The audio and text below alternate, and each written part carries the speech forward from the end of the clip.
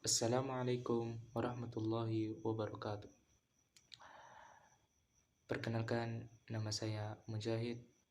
Saya merupakan mahasiswa daripada STI Al-Kifayah Riau, jurusan Pendidikan Agama Islam.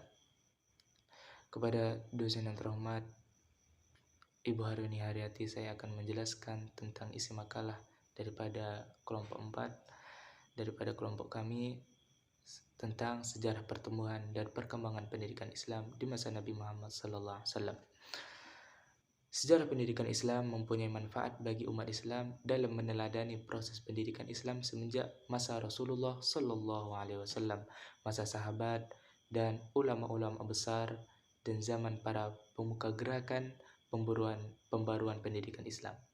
Secara akademis, sejarah pendidikan Islam bermanfaat untuk mengetahui dan memahami pertumbuhan dan perkembangan pendidikan Islam, sehingga dapat untuk memecahkan problematika pendidikan Islam di masa kini karena kemajuan iptek atau teknologi. Kemudian yang kedua adalah sejarah pendidikan Islam pada masa Rasulullah Shallallahu Alaihi Wasallam. Sejarah pendidikan Islam hakikatnya tidak terlepas daripada sejarah Islam. Sejarah dalam bahasa yaitu disebut dengan tarikh, yang berarti keterangan yang telah terjadi di kalangannya pada masa yang telah lampau atau pada masa yang masih ada. Kemudian, secara terminologi, sejarah berarti keterangan yang telah terjadi di kalangan masyarakat di masa lampau atau masa sekarang. Sejarah mengungkapkan peristiwa-peristiwa pada masa silam, baik peristiwa sosial maupun politik dan ekonomi, maupun agama dan budaya dari suatu bangsa, negara, atau dunia. Kemudian, yang ketiga adalah kondisi masyarakat Arab sebelum Islam. Kondisi sosial dalam masyarakat Arab terbagi dalam beberapa kelas. Sikap masyarakat sangat diskriminatif antara satu sama lain atas dasar keturunan, kebangsaan, suku, bahasa, warna kulit, atau jenis kelamin, dan status sosial. Situasi ekonomi dan politik mengikuti kondisi sosial sesuai dengan cara hidup mereka. Menurut Munir Mursyid, pendidikan di negeri Arab berislam, kaum Arab mengekspresikan dan membanggakan nilai-nilai kemasyarakatan dalam kabilahnya melalui syair-syair. Ilmu yang mereka kenal terbagi menjadi tiga bidang.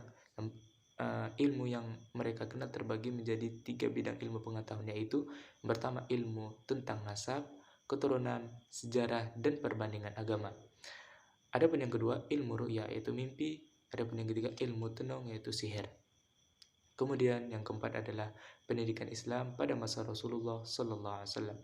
Nabi Muhammad Sallallahu Alaihi Wasallam menerima wahyu di Gua Hira pada tahun 610 Masehi, yang artinya, bacalah ya Muhammad dengan nama Rabbmu yang telah menjadikan semesta alam. Dia menjadikan manusia dari segumpal darah.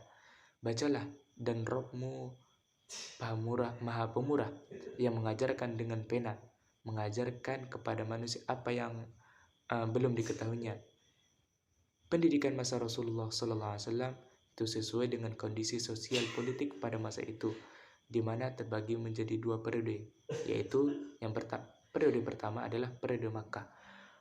Pokok pembinaan pendidikan Islam di kota Makkah adalah pendidikan tauhid yang menitik beratkan menanamkan nilai-nilai tauhid ke dalam jiwa setiap individu muslim, agar jiwa mereka terpancar sinar tauhid dan tercermin dalam perbuatan dan tingkah laku dalam kehidupan sehari-hari. Adapun periode yang kedua adalah periode Madinah. Pokok pembinaan pendidikan Islam di kota Madinah dapat dikatakan sebagai pendidikan sosial dan politik yang merupakan kelanjutan dari pendidikan tauhid di Makkah, yaitu pembinaan di bidang pendidikan sosial dan politik agar dijiwai oleh ajaran merupakan cerminan dan pantulan sinar tauhid tersebut. Adapun yang kelima adalah metode pendidikan pada masa Rasulullah Sallallahu Alaihi Wasallam. Metode pendidikan yang Rasulullah SAW kembangkan dalam menyampaikan materi adalah sebagai berikut. Yang pertama, metode ceramah, yaitu menyampaikan wahyu yang baru diterimanya dan memberikan penjelasan-penjelasan dan keterangan. Adapun B, yaitu metode dengan cara dialog, yaitu metode ini dipergunakan ketika berkomunikasi dengan para sahabat dan menyelesaikan permasalahan yang terkait dakwah ajaran Islam. Adapun yang C adalah diskusi atau tanya jawab. Adapun yang D metode perumpamaan. Adapun yang E metode kisah. Adapun yang F metode pembiasaan. Adapun yang G itu metode hafalan. Para sahabat menghafal untuk menjaga Al-Quran.